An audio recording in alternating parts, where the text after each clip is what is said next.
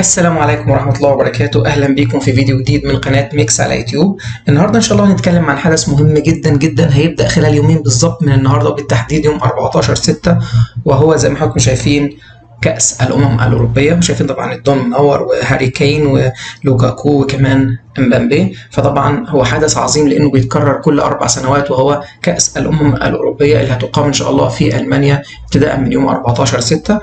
في البداية محتوى الفيديو ده إن شاء الله احنا هنستعرض بعض الصور عشان نحط حضراتكم في الصورة وبعض الاستادات اللي هتقام عليها البطولة دي في ألمانيا، وبعد كده إن شاء الله هنتكلم بالتحديد عن كل المجموعات اللي في البطولة، وإن شاء الله في فيديو لاحق هنتكلم عن المباريات عشان برضو نحط حضراتكم في كل ما يتعلق بهذه البطولة العظيمة.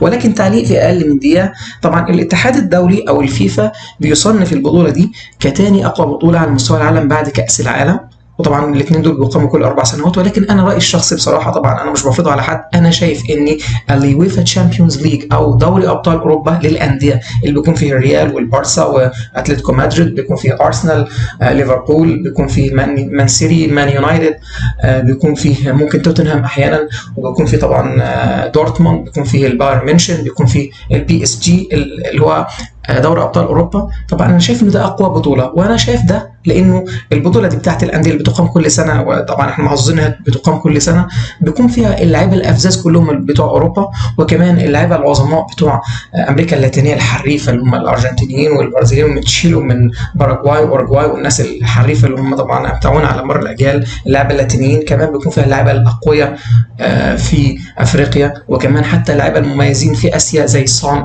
لاعب توتنهام اللي انا بحبه جدا، الكوري الجنوبي العظيم ده. فانا برضو شايف ان بصراحه بالنسبه لي اليويفا تشامبيونز ليج او دوري ابطال اوروبا للانديه هي الاعظم على الاطلاق كل سنه. ولكن طبعا ده ما يمنعش ان بطوله زي بطوله اوروبا للمنتخبات دي بطوله عظيمه. وحتى على فكره برضو يعني راي شخصي، برضو انا شايف ان البطوله دي اقوى من كاس العالم. يعني البطوله دي بتضم كل منتخبات العالم العظيمه باستثناء مين؟ البرازيل والارجنتين. لكن كأس العالم بيضم منتخبات ضعيفة جدا، وعلى فكرة كمان احنا هنعاني في كأس العالم القادم لما يكون فيه 48 فريق، فأكيد دور المجموعات هيكون فيه يعني منتخبات ضعيفة جدا، فمش هيكون فيه مشاهدة عالية في كأس العالم القادم لأنه هيكون فيه منتخبات ضعيفة جدا، يعني 48 فريق، فأكيد يعني الدور المجموعات كله أعتقد محدش هيهتم بيه إلا ممكن مواطنين البلاد اللي هتلعب. طبعا أنا معلش أنا يعني تطرقت للموضوع فرعي، ولكن البطولة دي عظيمة. أنا في رأيي إن هي تاني أقوى بطولة بعد دوري ابطال اوروبا للانديه. طبعا هنستعرض بعض الصور، بعد كده هنتكلم بالتحديد عن المجموعات والمنتخبات اللي موجوده في كل مجموعه. تاني صوره هنا عشان نحط حضراتكم في الاجواء.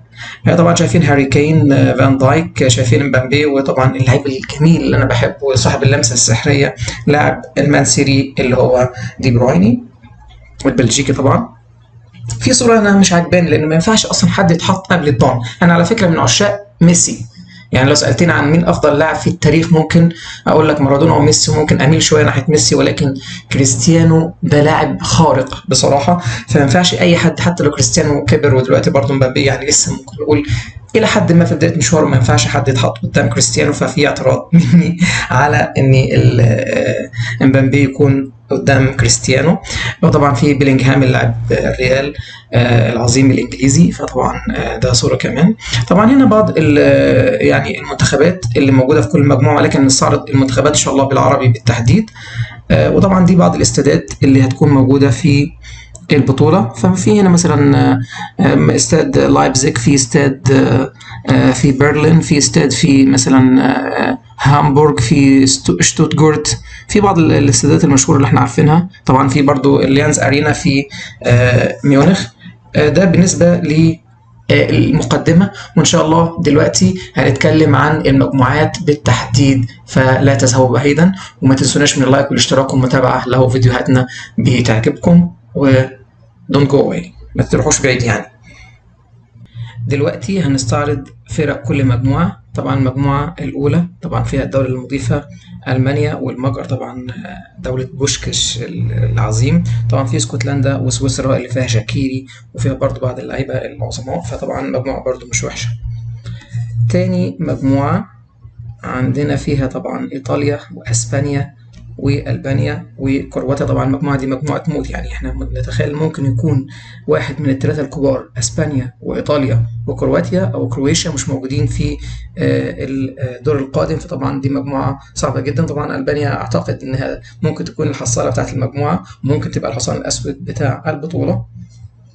المجموعة الثالثة طبعا فيها صربيا وانجلترا والدنمارك وسلوفينيا. طبعا اعتقد مجموعة يعني سهلة جدا. اعتقد طبعا انجلترا يعني هتترشح ك يعني في المركز الاول بدون اي مضايقات من اي من الفرق الثلاثة اللي معاها.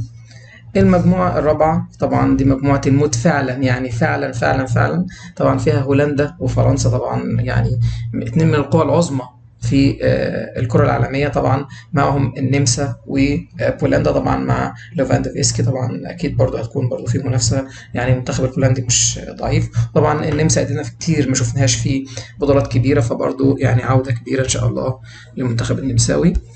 المجموعة الخامسة طبعا فيها المنتخب البلجيكي. على فكرة منتخب بلجيكا تقيل جدا. منتخب بلجيكا يعني في فترة لما كان في ايدن هازارد، و يعني من البطوله اللي فاتت، بس مثلا البطوله اللي فاتت وبطوله كاس العالم اللي فاتت انا كنت متوقع ان المفروض كانت بلجيكا تفوز ببطوله كبرى زي كده صراحه. يعني منتخب بلجيكا دي يعني مثلا الست سنين الاخيره دول يعني في افضل لعيبه في العالم، ولكن ممكن يكون مثلا ما عندهمش خبره الفوز بالبطولات الكبيره. فكان بالفعل في الفتره الاخيره دي بالنسبه للمنتخب البلجيكي تحديدا كان المفروض بالفعل يستغلوا الكوكبه الكبيره من اللعيبه العظماء اللي كانوا موجودين في المنتخب البلجيكي، وان هم يعني يفوزوا ببطوله كبيره، ولكن طبعا ما قدروش. فطبعا عندنا هنا في بلجيكا ورومانيا، وطبعا رومانيا دي برضو كتير يعني غايبه عن الساحه، وفي سلوفاكيا وطبعا اوكرانيا. وطبعا اخر مجموعه معانا هي المجموعه السادسه، وهيكون فيها التشيك وتركيا والبرتغال وجورجيا. واعتقد هي مجموعه الى حد كبير سهله بالنسبه للمنتخب البرتغالي بقياده الدون كريستيانو رونالدو ان هم يصعدوا بسهوله كاول المجموعه. وطبعا نتمنى مشاهده ممتعه في بطوله مثيره جدا، يعني في رايي ان هي تاني اقوى بطوله بعد اليوفا تشامبيونز ليج او دوري ابطال اوروبا للانديه. فطبعا هتكون بطوله كبيره جدا، وان شاء الله يعني نتابع احداثها، وان شاء الله احنا هنوليكم في القناه هنا بفيديوهات يعني دايما عن الحدث العظيم ده. ان شاء الله هيكون الفيديو اللي ممكن يكون النهارده ان شاء الله عن المباريات، وطبعا ممكن تكون اقوى مباراه في الدور الاول هو لقاء فرنسا مع هولندا. وان شاء الله هنشوف يعني بالتحديد المباراه دي بالتحديد هتكون امتى، وان شاء الله برضه هنوفيكم بمباريات الدور الاول وفيديوهات كتير جدا في كل ما يخص البطوله. وما تنسوناش من اللايك والاشتراك ومتابعتنا على يوتيوب والاشتراك في القناه. وشكرا لحضراتكم، السلام عليكم.